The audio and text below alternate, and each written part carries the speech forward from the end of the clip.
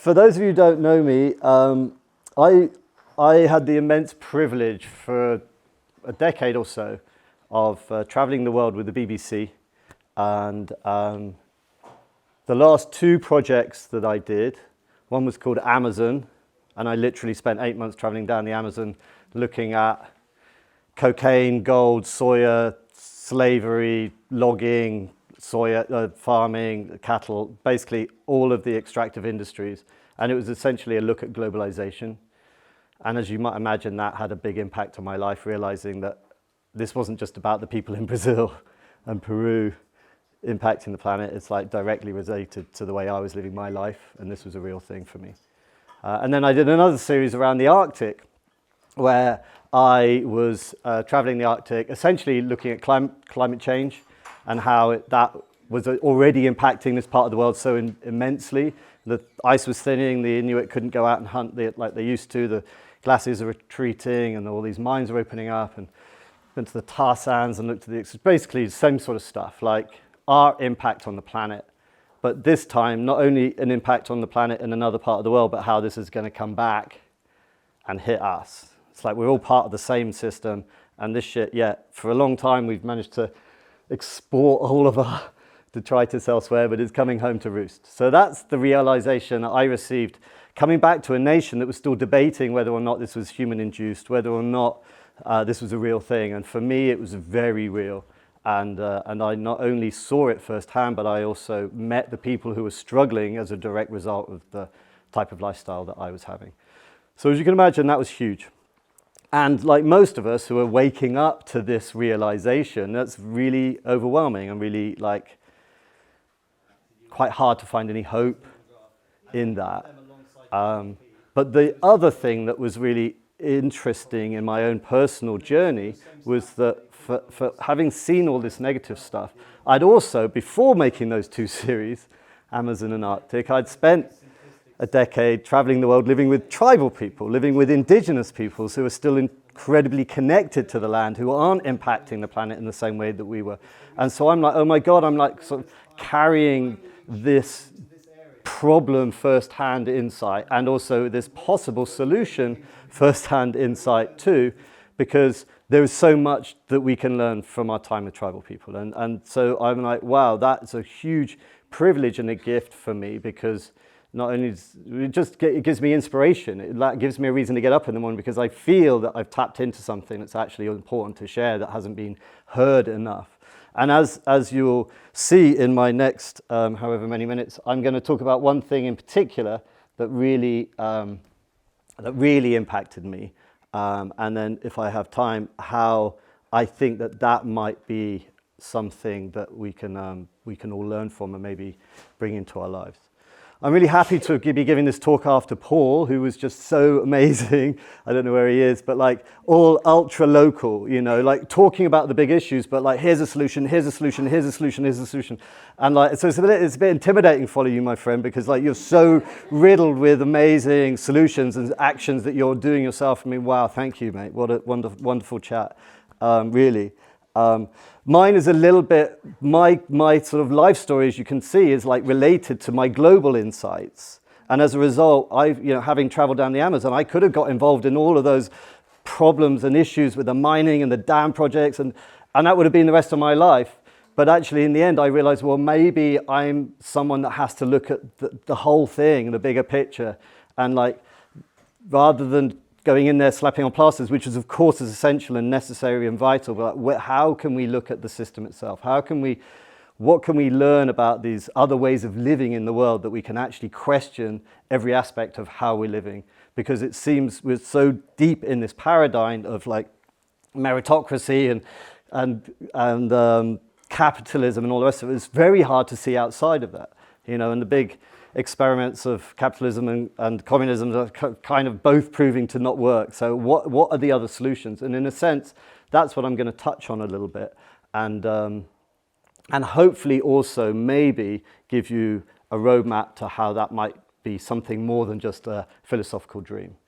So let's see if we can do that. Okay, so you go to any festival today, anyone who's been to Medicine Festival, a number of you have, and others, a lot of the tribal indigenous wisdom is already coming into greater public awareness. You know, the plant medicines, the importance of connection to nature, the importance of community to raise children, the spiritual, the healing modalities, all of this sort of stuff is coming, and it's coming because it's needed.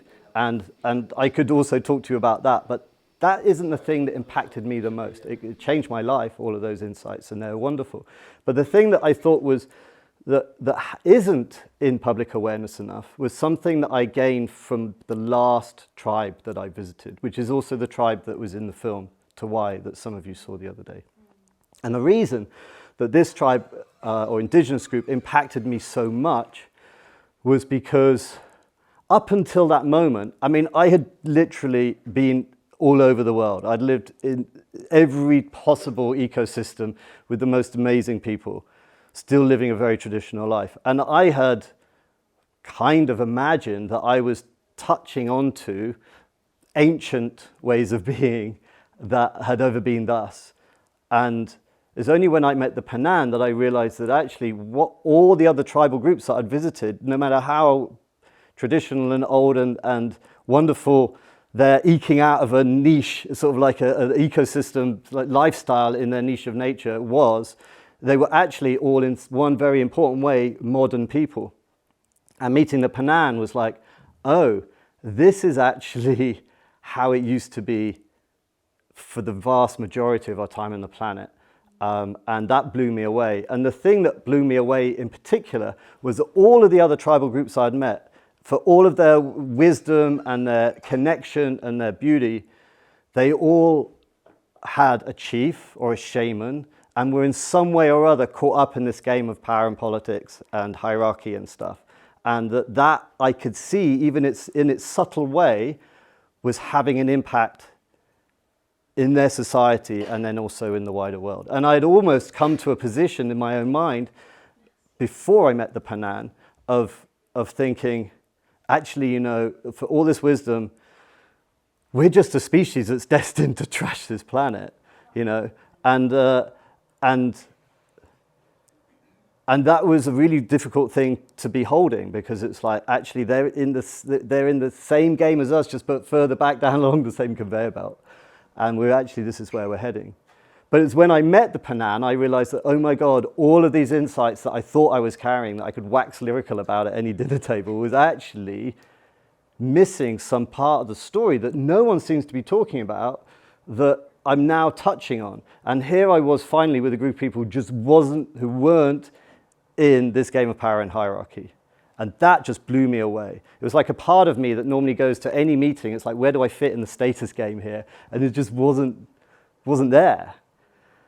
And that whole time with those people just blew me away. But I was so kind of worried and scared about being some like hopeless romantic, because they absolutely like was so astounding to be with, that I didn't really talk about it much. I just thought, well, maybe this is just a small group living in a certain way, and there's, you know, there's nothing to be done about it. But luckily, I was able to come home and meet a couple of anthropologists, in particular, Jerome and Ingrid Lewis, and then a couple of others, Chris Knight and Camilla Power, who showed me that what I had tapped into with the Panan was actually one of the last vestiges of a way of being that actually, and this is contested, but I believe, and we can talk about it later, because there is evidence to really strongly suggest this is how all of humankind was for 95% of our time as a species. It's only since we got into agriculture, left the tropics, and got into ownership, that power and hierarchy and who gets to distribute the stuff that we're collecting to get through the drought or the winter. It's like that's where power came into our society, and then the warfare and all the rest of it, and all the disparity of wealth and all of those things have come about in just literally the last 10, 12,000 years. And in some places, it still hasn't come, and they are the ones that I would like to talk about now, because they, of all of the tribal peoples, are the ones that have affected me the most deeply. And so with Jerome and Ingrid, I firstly learned much more about what the Penan was about, and I've been back to visit the Penan a few times now, and I've read so much more about them, but then realized that there's a number of other groups like this, very few, and getting fewer by the day, but in Africa and Southeast Asia that still have these traits. And all of these groups that haven't been affected by the Neolithic Revolution, i.e. domestication of plants and animals for food, all carry a similar amount of traits, and it's like no ownership, no competition, no hierarchy, no coercion very often, even from parents to children. No one's telling anyone anything. So the freest kind of societies you could imagine. And the other thing I remember when I was with Jerome, because then Jerome and Ingrid took me off to Africa to go and meet the group that they've spent 30 years studying, who are called the Benjeli, a pygmy peoples in the middle of the Congo. I remember going with him to meet those people and saying, yeah, well, I've listened to you now. I understand how it is that this group of people are like this, but surely they must be in competition with the group because of the other side of the valley. And he goes, you still haven't got it, have you, Bruce? It's like, firstly, if you come back here in 6 months, they won't be here, they're nomadic, they'll be somewhere else, and it won't even be the same group anyway, because they were coming and going and overlapping, and this is like way of being that still even today overlaps for 200,000 people throughout the whole of the Congo. And it used to stretch out through the whole of the tropics. And that's when I suddenly started realizing, okay, I've been listening to all these stories of like, we can only exist in groups of 150 people because that's the capacity we have for knowing each other. It's like, no. The narrative of which religions and money and nationality can stretch out over millions of people. The narrative's what's important. And those people back then had a narrative of don't let any fucker get above anyone else. That's it. We are all working towards maintaining harmony within our society by not allowing anyone to ever gain status in any way. If anyone's down, we bring them up, and if anyone's up, we have a whole bunch of tools, which I'm going to talk about, at our fingertips in order to bring that person down. And that was mind-blowing, and that stretches out even today throughout this whole stretch of hundreds of thousands of people. And that is like, what the hell? Why don't people know about this? You know, we've got some of the greatest intellectuals with millions of followers talking about lobsters and how we've always been competitive and this is just the way it is. And it's like, no, mate, come with me and meet these people and I'll show you that that's not the case. They have something going on there that we need to hear about. So in my head, and normally this is an hour-long talk, so I'm squeezing it a little, but like the things that I wanted to then know about is like, okay, so what are these tools that they use to maintain balance? How did it come about in the first place? That's the really interesting one, because if we came from primates who alpha male, aggressive, harem, that's our background. Forget the bonobos for a second, but let's just say that that's where we came from. Where did the shift even appear? And why did it appear? And is there anything we can learn about that as a way of having a true revolution that isn't just eking back a little bit of power, thanks very much, from the power base, but going, you know what? We're just going to fucking smash this thing down in a loving way and create something completely. That's what did happen. And what is fascinating about the group that I went with Jerome and Ingrid to the Congo to go and meet is that they have, and like, it's just, this, all of these are contested. You will hear other stories, but like the people in the Congo, quite probably one of the oldest unbroken lineages of humans on the planet. I mean, there are others, who are sort of like what they call instant return nomadic hunter-gatherers, like the San Bushmen and the Hadza, and there's a couple of others. And we don't know exactly where it is we really came from initially, but most people think Africa, and a lot of those other groups have been impacted quite a lot because they're out in the desert space. So there's been quite a fair bit of acculturation over the decades, but these guys still living in the forest are like hidden in the forest.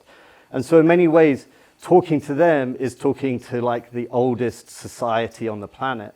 And of course they're modern in their own right in that they live today and they've had their changes, but a number of their methodologies and tools, it's believed now by the anthropological world go back all the way. And they even have a ritual that they say is a reenactment of how this moment came about. And that ritual, as it happens, is this Jengi ritual whereby the spirit of the forest comes out, looks like a big dick, spinning around, and the women are like, this is the spirit by which we were once pregnant. This is the spirit by which we were once looking up to, whatever. Maybe the alpha male. And the whole ritual is the other men coming in and keeping that away from the women. And the anthropologists think this is perhaps a reenactment of that moment when the women said no to the alpha male and invited the other guys to come and live with them, provided that they leave behind their competitive and aggressive ways. And that's how humankind have come to live as men and women, mostly in monogamy in those early groups, throughout this period of time. And so I can't tell you if that's true. No one can tell you if that's true, but witnessing the ritual, and I might even, if you're interested, show you later, that was fascinating. So here's this old group. Maybe we can unpick it later. In that is like, okay, how did they go about doing this revolution? Why did they want to? There's theories around that, like we stood upright, hips narrow, give birth early, helpless offspring, need a hand. Bunch of guys sitting around not doing anything. Big guy over here preening himself, waiting for the next fight.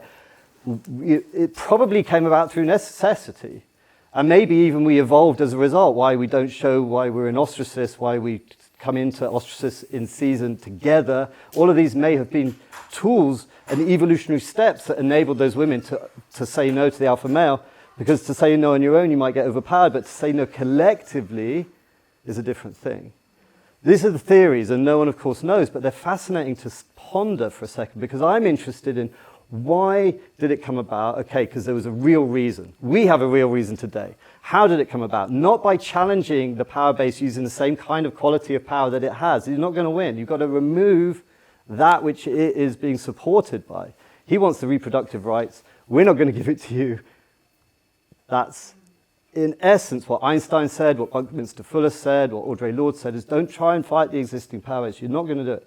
So those things are interesting, and we can dive into that more later. But so how do they keep this thing going? Because they can't reenact that every generation. So they have the narrative, and the narrative is the reenactment in the Ajengi ritual, but also it's just kept alive through the storytelling. And in those groups, every single individual, this isn't communism where it goes through a central body that has to organize this. No. Every single individual is a fully autonomous individual who's grown up without any coercion at all, but they understand that the best way that this society keeps functioning is by you speaking to power whenever you see it. That's what it is. They don't have an elder class. But so everyone is equal, but the problem that we have in our society today is we're so embedded in patriarchy that sometimes get conflated between equality and sameness. And so we think that the only way to be powerful in our society is to act like the guys. But when you go and visit a truly egalitarian society, you see just how incredibly strong the women are as a collective. And this is the other huge thing. And it's a very complex thing to be offering in today's world where we're having lots of conversations around this. But I can tell you now that to witness the women in that society, the Benjeli and the Congo, and you'll see it, coming together to hold the guys to account for that agreement that they made 200,000 years ago to not be competitive and aggressive, is an extraordinary thing to witness, because they're not acting like the men in order to be powerful. They're coming from their own space, and it's like fun and laughter and sexuality and joy and piss-taking, a whole array of different skills which are actually probably more powerful than anything the men could muster. And that's what you end up seeing. But the women are wise enough to not hold on to power, because that would just be another form of matriarchy, is another form of hierarchy, which would only lead to resentment in the long run, so they step back and allow the guys in. And it's this play between the men and the women, which is one of the strongest tools that is happening in this society. And we can talk over other meals about, I don't have time to go into the ins and outs of that, and how, and because it's, it has a binary aspect at its heart. And I know that that's a complex one, but I'm going to need to move on because I'm just listing stuff at the moment. But that was a really beautiful thing for me to witness, which I hadn't seen in any other group. It was like really, really indicative of what true equality was. They understand that every individual is different. They understand that the men and the women are different, but they don't apply any more status to any of those. Everyone has the same. And if anyone's playing up, we've got the tools to sort you out. But when the women are teasing the men, it's not like toxic masculinity, we've got to sort you out. It's like, we're going to laugh at you because you've been a lazy lover or whatever it is. We're going to tease you until you laugh at yourself. And then you're back in because really we love you and we just want this to be a unified thing. And that was another beautiful thing. It's like, it wasn't a fight. It was a play. But the power of those women together, the solidarity was really, really, really, really vital, I thought, as an insight. And I don't know what we do with that today exactly, but I think it needs to be heard because it's something that worked for us as a species for a very, very long time. And we've been very caught up in patriarchy we can't hardly even see out of it. We're swimming in that competitive, aggressive paradigm that's been held as it is today. So what other tools? Well, the other tools is like the narrative. It's like they all know. I remember one time that I was with the guys running around the place and they pointed at another dude, the other side of this clearing that we created for this song and dance space. And they say, see that guy over there? He's the best hunter here. A couple of years ago, he started showing off that he was the best hunter. So of course we had to stop going hunting with him. And the women had to refuse to cook his food because we can't have that shit here. Like, we know that he's the best dude. He's like, we're all hunting elephant. He's the best tracker. He's the strongest. He's the bravest. He goes in first with the stake. It's like, it's okay for us to follow him. It's okay for him to be the best. We're not denying that there's differences in ability in our society, but you don't get any more for it. And these other groups are similar, who are like the Hadza and the San. They also have similar skills, like the best hunter being the obvious metaphor for people getting.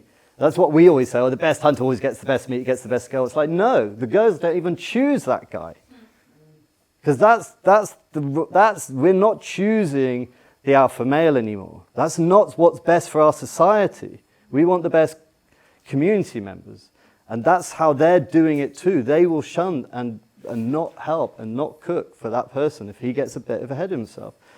And everyone's sharing everything else. So it doesn't really matter anyway. I was with Jerome, and he said, "Oh, there's a guy who's here, and he's like, he's spent quite a lot of time with the Bantu groups in the local area, and so he's got it in his head that there's sort of like that he's a bit of a leader, but he's not. But you might come across him. Anyway, sure enough, I was walking along, and this guy comes over to me, the older guy. He goes, "I'm the leader here," and this little kid walks past. He goes, "No, you're not. You're a dick." There's no elder class. It's like whoever has, you have to speak to power. That's how they did it. That's how they did it down pat. So I've rushed through that a little because I really want to have a chat with Nicole. But like for me, this was the most powerful insight that I'd received on all of my travels. It's like all of the other stuff that I've seen, of course it's vital, of course it's amazing, but this bit I felt wasn't really in the narrative that our true ancestry is like that. And there's so many aspects to this story that I think that resonate with how we might be feeling inside. There's a great study done by a guy called Richard Wilkinson. It's a TED Talk.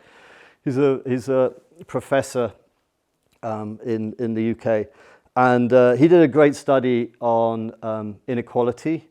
And he's taking all the stats from all of the nation states about antisocial behavior disorder and incarceration and violence, as well as murder, as well as all of the health stats, heart disease and cancers and stuff.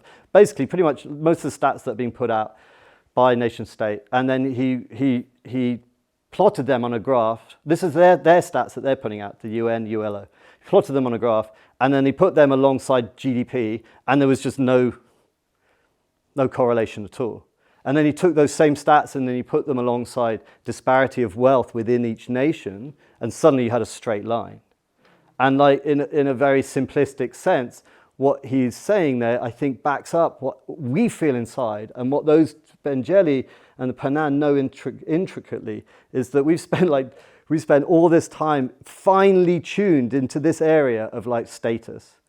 And when we know the game's rigged, and when we know that there's this inequality that we have in these nation states, then that's where so many of the problems come from. So many of our problems, I think, are actually directly related to this very insight that these tribes offer us, which is that inequality is at the heart of nearly all of our biggest problems. And so we live in a meritocracy. We believe that it's fine for the few people to have as much money as the 30 bottom nations of the planet. You know, it's like, we don't even question it. It's like, well, he did good, didn't he? And we're all on this gerbil wheel trying to do good too. And if you imagine you live in a society where everything is shared and there's no ownership, and by the way, I'm not saying this is what we need to recreate, but I'm trying to spell the picture of how it was. And then what comes out of this wisdom maybe can reflect it in some way. Or maybe it's just a stepping stone to getting to somewhere. And I'll come on to some of those stepping stones in a second. But I do think that this just fundamental fact of inequality, and you can say, well, that's a no-brainer, Bruce. We all know that inequality is no good. But it's like fundamentally at the heart of so many of our problems. And we feel it. We know when we're being dissed in some way. We know when the things aren't fair. And that is so often what leads to these antisocial behaviors and what have you. And also stresses being the biggest factor of most of our chronic diseases. And so it's there and we know it. But what we need to remember is that actually we as a species are capable of the most extraordinary ways of living. And that we did, for the vast majority of our time as a species, have it figured out. And a big part of that was knowing it's true, having the narrative. Solidarity of the women holding the men to account. I don't know what that looks like going forwards, but that's how they did it. And so I think this has really impacted me. And so when I am talking about it and thinking about it, I'm like, okay, so Bruce, you can see people glazing over a little bit. It's like, oh yeah, I can't imagine any way that what you're saying could become a reality in our society. It's like you're so far away from anything that we could imagine. But I'm interested in the principles. So those people knew that any time that power got coalesced, got ossified, got stuck, was problematic. You just have to look at our society today, and there it is. You know, all of the power is right at the center, and all of the politicians who are in cahoots with the corporations and the revolving doors and the lobbyists and all of that, not making any decisions for the well-being of us. And yet we've just accepted it because we think like representative democracy is the best way of doing things. Well, actually, anarchy is probably the best way of doing things, but like we're not ready for that. So democracy isn't a bad go, but like this representative democracy is clearly not working very well, because we say every 4 years to one dude and he goes off and he doesn't listen to us again. He's listening to all these other people. Well, actually today, we do have the capacity to question that if we wanted to. I mean, the technology is there with blockchain to have trust. We've got proof of personhood where we could eliminate bots and have people all talking to each other who are real human beings. I could stand for election saying, right, okay, vote for me and I'll do whatever you want when I get to the middle. And if you're too busy, you can give it away to your neighbor to look after. And so the tech is coming, but what we need is a narrative that holds the tech. Bitcoin was an attempt at that. It's a great idea. Decentralization is another aspect we're just waking up to again. It's like, yeah, decentralization, that seems great. But like those guys, they had it figured out. But decentralization is just one of the pillars that you need for a truly egalitarian society. In a Bitcoin world, yes, great idea, because we know that the centralization of the banks is problematic. But what you ended up then was a whole bunch of new people becoming incredibly wealthy. And that isn't what those guys in the Panan and the Benjeli would have allowed. So it's like, how do we recreate our technology? How do we think about these ideas in ways whereby we can actually bring them about, if that's what we want? But we've got to know it's true, or not true, but we've got to hear this type of story. We've got to like want it. And I do think that we are at this extraordinary time in history. And I'll finish with this, Nicole, because I know I'm probably going on too much. But like, I do think we're at this extraordinary time in history whereby this wisdom of our true egalitarian past is just emerging now for the first time. It's like when we first went to the Americas 500 years ago, the wisdom of those people that we met there, who weren't egalitarian, but they still had a lot of amazing traits, was what probably sparked the Enlightenment. Now we're tapping into an even more profound wisdom. And so that is emerging now for the first time. What are we going to do with that? Because like I was giving a talk at Medicine Festival the other day, and this lady comes up to me and she goes, "Oh, I agree with everything you're saying. I'm head of anthropology at Sheffield or somewhere, I can't remember, but she's like, I'm head of anthropology at Sheffield University. I agree with everything you're saying. The only thing I don't get is why the fuck it's you telling us." And so it's because you haven't fucking done the job yet. It's this information isn't just one guy. This is a growing understanding within the anthropological realm, but it hasn't reached the mainstream yet. So when it does, and it's coming, there will be a lot of kickback. There will be a lot of people denying it, but take it from someone who's been there. There's something real about what's just been uttered here. And how are we going to apply that? Do we want to apply it? So there's this finger, the Sistine Chapel, that's just arrived now, which is the wisdom. And then the other finger, I think, which is like the spark, that's this moment now, is like I said, these technologies like blockchains, the first time we can ever trust each other. We've got the internet, the first time we can ever all communicate globally. And we've got an impending doom of climate change that's going to affect everyone. It's like there's a perfect storm in a way, and what are we going to do? And so, yeah, I know this is like meta-narrative stuff compared to like the wonderful, also vital things that we need to do locally. But I'm grateful for the opportunity to offer an insight into a bigger idea as well of what could be a future for all of us to inhabit. And the other thing that I remember saying to Jerome when I was with him, he said, like, you're with the Panani, you know these are the most peaceful people on the planet. And I'm like, mate, I'm making a film, you can't just throw out lines. He goes, listen, I'm professor of anthropology at UCL. When I say shit like this, I mean it. These are anarchist people. Anarchy, no leader. Monarchy, one leader. It's like, it's not as direct as that. But like, here's a group of people who don't have what we've been told forever. You need strong central government in order to maintain balance of power. Here's a group of people who don't have any of that. Not just a small group, but here's swathes of them. And they are the most peaceful people on the planet. It goes to show how far we are in our own understanding, the words we use. Anarchist means violence and no, the most peaceful people on the planet. We need to heal. We need to heal to get there. To just relinquish power into the masses now would be complex, beyond measure. And we've got Cambridge Analytica and we've got Daily Mail.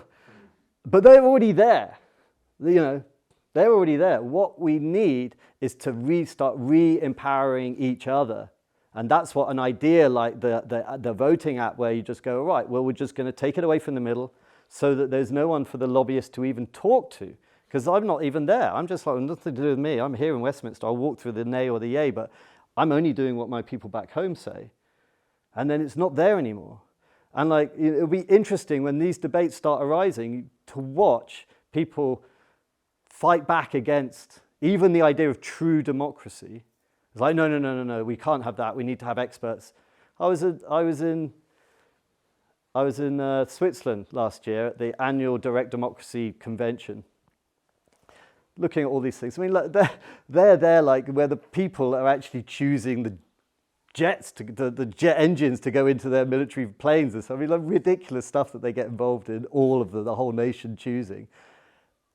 We can do whatever we want. That's the thing that I've learned. So we can do whatever we want. We can redistribute the land. We can drop $1 billion into everyone's accounts so that the millionaires are poor as the rest of us overnight. We can do whatever we want if we actually want to do it. So maybe that's where I'll finish that little chat.